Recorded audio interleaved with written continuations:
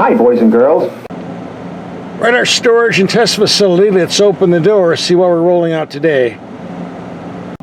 Looks like they sent us a Hyundai Sonata. I've had a few of these. They're excellent, excellent cars. Glad to get another. Especially with this nice, sharp-looking red paint. And here's your side view.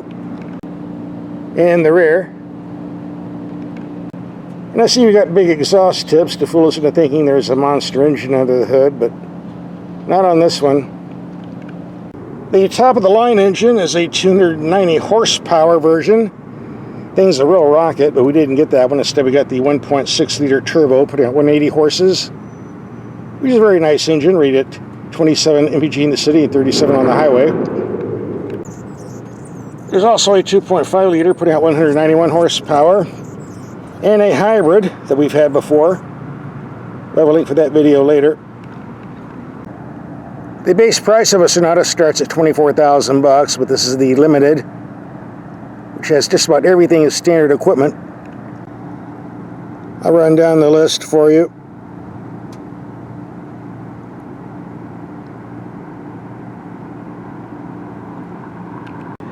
So yeah, that bumps the price up. Look, charging extra for the red paint doesn't bother me, but charging for carpeted floor mats, I mean, come on. We gotta pay extra for a floor.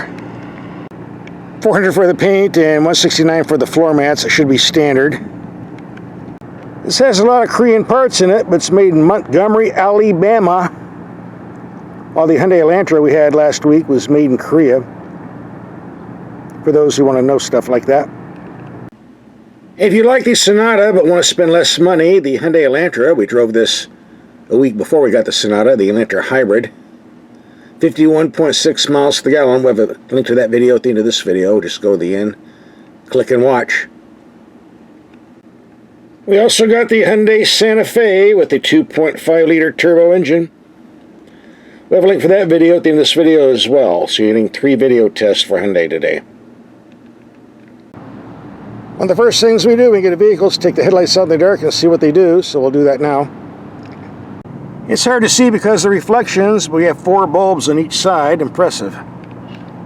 Bit easier to see on this side. Yeah, happy hour again. 3 cops and no vehicle. Makes sense to me. Alright, it's dark enough. Let's see what these lights do. They look pretty bright. I got the low beams on right now.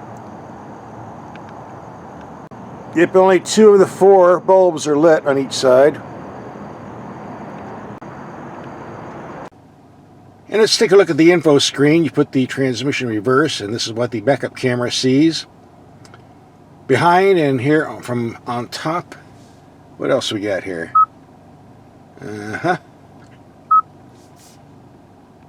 Alrighty. Screen is certainly large enough. And when you activate the drive mode button, you get a light show. Something that seems a trend on almost all Hyundai vehicles. There we go. And the controls did a pretty good job of being illuminated. Same with the steering wheel. But we're here for the headlights, remember? So these are the low beams on a wall 100 feet away. Very, very bright, good widespread, not much height. Let's go to high beam. Certainly strong in the middle. And you put the car in the sport mode, you get this nice red shade. That looks pretty cool. And here we have the brights on a fence 80 yards away, building 130 yards away. Lots of light here. Go to low beam. Barely reaches out. Overall, these are pretty good headlights. I have no complaints. And the Sonata is a pretty nice car. No complaints with that either. But that's for a different video. Right here, we're just evaluating the headlights. A nice large trunk. Let's see if we have a spare tire down here. For the price tag they're charging, they should. Yep. Some extra storage space down here too. The Sonata has a nice modern interior, very classy looking. Excellent materials and workmanship. We get a nice roomy glove box. Properly designed sun visors that slide back to block out sun from the side windows. You'd be surprised at the number of vehicles that don't do this. The resolution of the camera system in the daylight is excellent. A well-designed gauge cluster with a bit of glare. Looks worse on the camera than it really is. Very simple climate controls. Doesn't get any easier than this. The drive mode that we saw earlier in the dark. Custom, Sport, Normal, or Smart. Take your pick. Instead of the old-fashioned traditional stick shift, we get a push-button system. Far, far superior. Stick shifts are obsolete. They take up too much room. You have to take your eyes off the road to see what you're doing. You have to put them in park manually when you turn the ignition off. Here it's not an issue. It goes into park automatically when you turn the ignition off. It doesn't take up any room to speak of. And as a bonus, you never have to look at it. I can go by feel. I know exactly where my finger is without looking. Top is reverse, middle is neutral, bottom is drive, off is park. Consumer Reports doesn't like this. They call it unintuitive, and they don't know what they're talking about. This is far, far better, period. There is one complaint I have with the Sonata cabins, and it's not just Hyundai I'm picking on, a lot of other manufacturers. They want to install all this shiny pimp chrome in the interiors. Might look nice in the shade. Get out in the sun, it's a nightmare. I've got it reflecting off the paddle shifters, off this here. I've got reflecting off the dash here, off the shifter, off here. At certain times of the day in the sun, this goes right in your eyeball and distracts you from driving properly. It's just stupid. We don't need this. You car makers need to stop. That goes for some of this shiny plastic too. And as you can see, I'm getting a lot of reflections in the windshield here. Not a deal killer, just annoying. Alright, first half of the video is over. Second half, we're going to go out and do some driving, and the power steering on this vehicle is absolutely perfect. Quick, responsive, good feel, good feedback. I'm told it's electric. If so, they did a very, very good job of making it feel hydraulic. A+ on this. The suspension is very comfortable on the street. Let's see what happens when we take some speed bumps, as we do in all of my videos,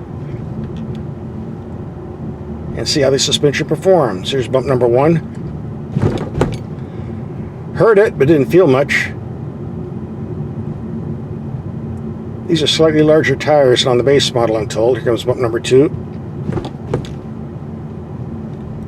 Again, heard it, but didn't feel too much. Number 3. And the big nasty one we always get. Yeah, I felt that one, but nothing serious. Still a pretty smooth vehicle and screwed together very well. No rattles or any other annoying noises. Security gets mad when I take this corner during business hours, but what the heck. I'm pressed for time, can't do it later. Let's take the corner and see if we can spin this out.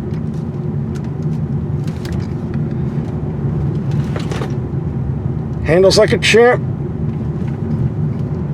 Low and smooth.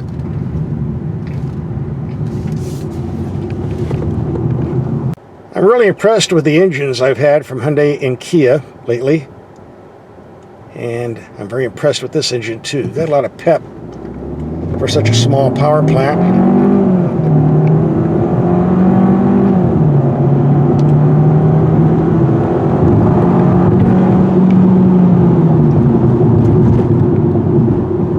Brakes work perfect. Excellent feel. I really like this car. I really do. This and the Hyundai Elantra are two of my favorites in this price class, under 35,000 bucks. Although if you get the 290 horsepower engine, I think you'll be closer to 40. Still worth the coin, I think. We're going to take a highway cruise, see what type of fuel economy figures we get, and this is a pretty smooth vehicle on the long freeway trip. A bit of wind noise around the mirrors, but otherwise reasonably quiet and very, very stable, and very, very comfortable. End of the line. Time to pull over and read the numbers. By the way, the outside mirrors have cameras, so when you turn on the turn signals, you see what's on your left or your right. Very nice feature.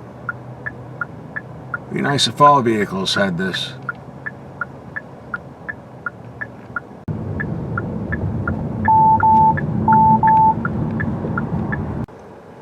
There you go, 115 miles, 34 miles to the gallon. In all fairness, I was getting 37 mpg with the cruise control set at 75 miles per hour, but I got in a hurry, turned the cruise control off, put my foot down on the gas pedal, did a lot of passing, and this brought it down to the 34 you see here, which is still pretty good. I'm not complaining. In fact, after a week of driving, I have few complaints at all. This is a very nice car. Good looking, modern interior, great performance. 100,000 mile warranty. Sounds like a good deal to me. Here's some links to other Korean vehicles we've driven. Just go to the end, click and watch.